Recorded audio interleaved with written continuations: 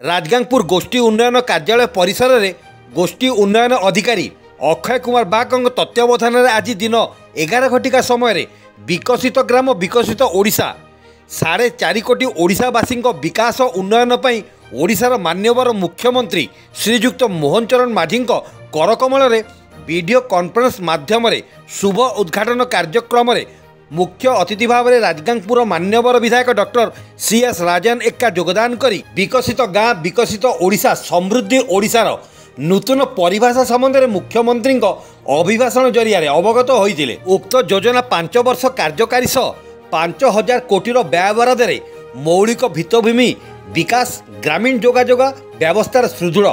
अनुन्नत जनजाति बसवास सड़क संयोग क्षुद्र पर्यटन विकास शिक्षा क्रीड़ा भित्तिभूमिर संप्रसारण जनमंगल कार्यक्रम में ओडिशार ग्रामांचल बसवास करुवा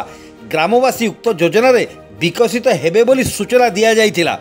एही अवसर में राजगांगपुर तहसीलदार जगबंधु मल्लिक सांसद प्रतिनिधि सुरेंद्र देउरी रवि देउरी अरुण सामल सबिना मिंज सेम टोपनो शुक्रा कुजूर फ्रांसिस मिंज प्रसन्नदीप कुजूर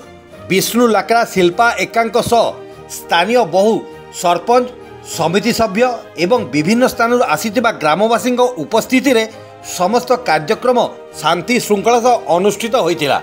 सुंदरगढ़ जिला राजगांगपुर गोष्ठी उन्नयन कार्यालय परिसर